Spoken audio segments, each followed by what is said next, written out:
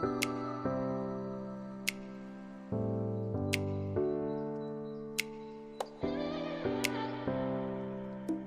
saya Nadia Borsmolon, saya murid kelas 11 IPS. Saya hari ini ingin menjelaskan sedikit tentang sejarah masuknya bangsa kolonial sampai hegemoni bangsa Eropa di Indonesia. Indonesia dikenal sebagai daerah penghasil rempah-rempah. Rempah-rempah dicari bangsa Eropa karena manfaatnya sebagai penghangat dan bisa dijadikan pengawet makanan. Selain karena harganya yang mahal, memiliki rempah-rempah itu menjadi simbol kejayaan seorang raja pada saat itu. Dari faktor itu, banyak bangsa Eropa yang berusaha untuk menemukan daya penghasil rempah, salah satunya yaitu Indonesia. Dan juga ada tangan bangsa Eropa ke Indonesia, yaitu Portugis. Bartolomeus Dias melakukan penjelajahan samudra dan sampai di Tanjung Harapan di Afrika Selatan pada tahun 1488. Penjelajahan lalu diteruskan oleh Vasco da Gama sampai di Goa di India pada tahun 1498. Lalu ia pulang ke Lisboa, Portugal dengan membawa rempah-rempah. Portugis pun semakin gigih dalam mencari sumber rempah-rempah untuk ke Malaka. Ia berhasil menguasai Malaka sebagai pusat perdagangan rempah-rempah di Asia Tenggara pada tanggal 10 Agustus 1500. Yang kedua, Spanyol. Orang Spanyol yang pertama kali melakukan penjelajahan samudra adalah Christopher Columbus. Ia berlayar ke arah barat melewati Samudra Atlantik sesuai perjanjian Tordesillas menuju India sekitar tahun 1492 sampai 1502. Ternyata ada kesalahan karena sebenarnya ia sampai di benua Amerika yang dia pikir adalah India. Penjelajahan berikutnya dilakukan oleh Magellan dan Spanyol ke barat daya melintasi Samudra Atlantik sampai ujung selatan Amerika. Kemudian ia melewati Samudra Pasifik dan mendarat di Filipina pada tahun 1521. Pelayaran Magellan berpengaruh bagi dunia ilmu pengetahuan karena dirinya berhasil membuktikan bahwa bumi itu bulat. Yang kedua, Belanda. Pada tahun 1596, Cornelis de Houtman berhasil mendarat di Banten.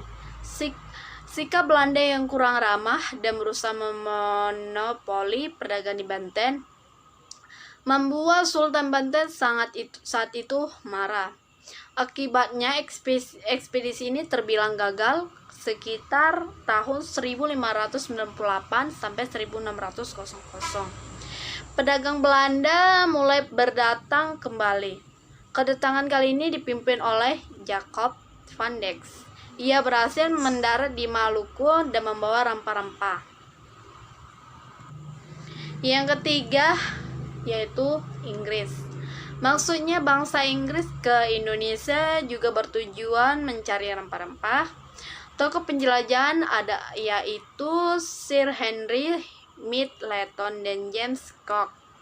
Henry Middleton menjelajah di tahun 1604 dari Inggris menyusuri perairan Cabo dan Roca atau Portugal dan Pulau Kanari. Henry Middleton lanjut menuju perairan Afrika Selatan hingga Samudra India. Ia sampai di Sumatera lalu menuju Banten di akhir 1604. Ia berlayar ke Ambon 1605 lalu Ternate serta Tidore mendapatkan rempah-rempah seperti lada, cengkeh. Itulah hal-hal yang mendorong datangnya Eropa ke Indonesia. Tiga hal itu. Dan perkembangan kekuasaan bangsa Eropa di antara bangsa-bangsa tersebut, Belanda merupakan negara yang cukup lama berada di Indonesia hingga akhirnya mereka membuat perusahaan dagang Indonesia. Meski telah bangkrut sampai sekarang, perusahaan ini tercatat sebagai salah satu perusahaan terkaya di dunia. Frederik Nigde Hontinsdijke Company atau lebih dikenal dengan Fox merupakan perusahaan dagang tersebut. Fox didirikan pada tanggal 20 Maret 1602 yaitu oleh Johann van Oldenbarnevelt. Kepemimpinan dipegang oleh 17 orang pemegang saham yang berkedudukan di Amsterdam. Tujuan pembentukan adalah 1. Menghindari persaingan sesama pedagang Belanda. Yang kedua, memperkuat Belanda dalam persaingan dengan bangsa Eropa lain. Yang ketiga, monopoli perdagangan rempah-rempah di Indonesia. Keberadaan Fox tidak hanya sebagai kongsi dagang, namun juga menjadi kekuatan politik. Fox memiliki hak oktroi, yaitu monopoli perdagangan, mencetak mata uang, mengadakan perjanjian, menyatakan perang dengan negara lain, menjalankan kekuasaan kehakiman, memungut pajak, memiliki angkatan perang, dan mendirikan benteng. Fox memiliki beberapa kebijakan. Yang pertama, kontingenten. Yang kedua, Verpflichtheid leverantie. Yang ketiga, ekstirpasi. Yang keempat, pelayaran hongi. Dan perebutan politik hegemoni bangsa Eropa. Di masa pemerintahan Republik Batav, kerajaan Belanda dipimpin oleh Louis Napoleon yang merupakan adik Napoleon Bonaparte mengangkat Gubernur Jenderal Herman Willem Daendels pada tahun 1808 untuk mempertahankan Pulau Jawa dari serangan Inggris. Ia memperbaiki nasib rakyatnya selaras dengan cita-cita Republik Prancis. Ada beberapa kebijakan Daendels, yaitu di dalam bidang pertahanan.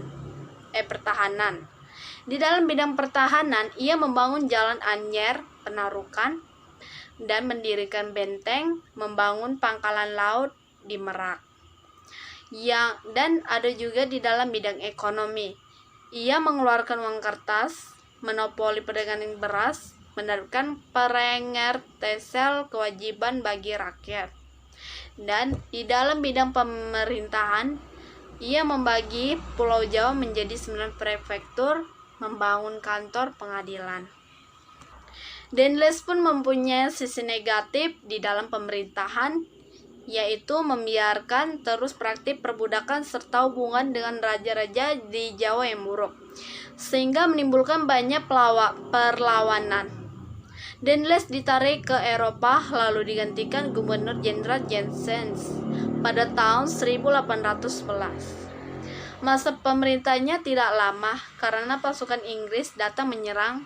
Janssens dan pasukannya menyerang dengan ditandatanganinya perjanjian Tuntang sehingga selanjutnya Nusantara berada di bawah kekuasaan Inggris. Yang kedua, di masa pemerintahan Inggris. Pada tahun 1811, pimpinan Inggris di India, Lord Minto, memerintahkan Thomas Stafford Raffles yang berada di Penang untuk menguasai Pulau Jawa. Penjajahan bangsa Inggris tidak berlangsung lama. Hanya sejak 1816 Inggris menyerahkan kembali kekuasaan kepada Belanda.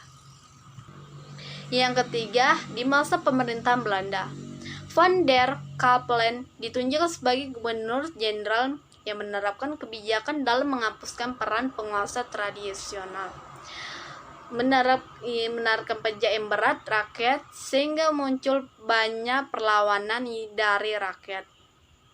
Belanda juga memutuskan Johannes van de Box untuk meningkatkan penerimaan negara Belanda yang kosong akibat perang dengan masyarakat Nusantara dan bangsa Eropa lainnya.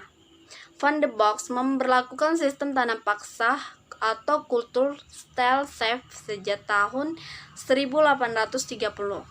Penerapan kultur style chef banyak mengalami penyimpangan seperti waktu tanam yang lebih usia, tanam padi, tanah yang seharusnya bebas pajak tetap kena pajak, sehingga rakyat harus menyediakan sampai setengah tanahnya.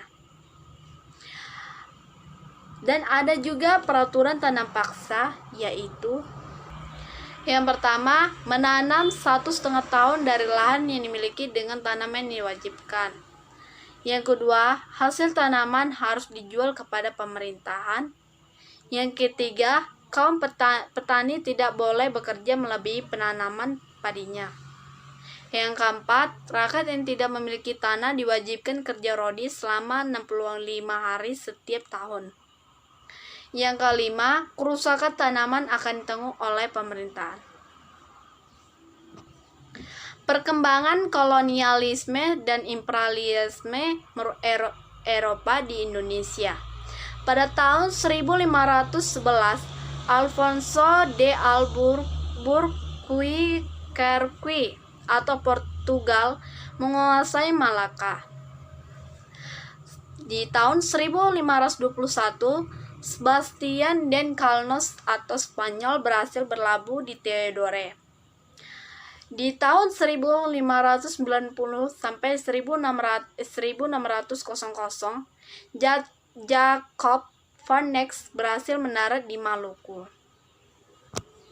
Dan di tahun 1604 sampai 1770, Henry Middleton sampai di Sumatera dan Banten. Pada tahun 1605 mendarat di Ambon. Dan di tahun 1770 James Scott sampai di Batavia. Dan di tahun 1602 Fox didirikan. Dan di tahun 1808 Herman Willem Daendels diangkat menjadi gubernur jenderal. Dan di tahun 1811 Perjanjian Tuntang tidak ditandatangani, Nusantara berada di bawah kekuasaan Inggris. Dan juga di dalam perkembangan agama Kristen, agama Katolik dibawa oleh kaum misionaris Portugis, salah satunya St. Francisco Xaverius di tahun 1506 sampai 1552. Ia mengunjungi Ambon, Ternate, dan Halmahera pada tahun 1546 sampai 1547. Selain Portugis, Belanda juga menyebarkan agama Protestan oleh Ludwig Ingvar Nommensen. Ia berhasil melakukan kristenisasi di Sumatera Utara. Hingga kini Protestan merupakan agama yang dominan di Provinsi Sumatera. Perkembangan kolonialisme dan imperialisme bangsa Eropa tentunya memiliki berbagai dampak bagi Indonesia. Banyak dampak positif yang kita dapat di dalam perkembangan kolonialisme dan imperialisme bangsa Eropa. Dan tentunya kedatangan bangsa Eropa ke Indonesia karena Indonesia mempunyai kaya akan rempah, sehingga bangsa Eropa bergantian datang ke Indonesia untuk mengambil rempah-rempah tersebut.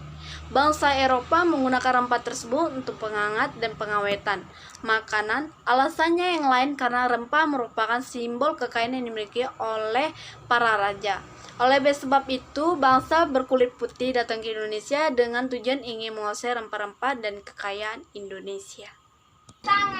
Dan adanya proses masuknya dan berkembangnya penjelajah bangsa Eropa.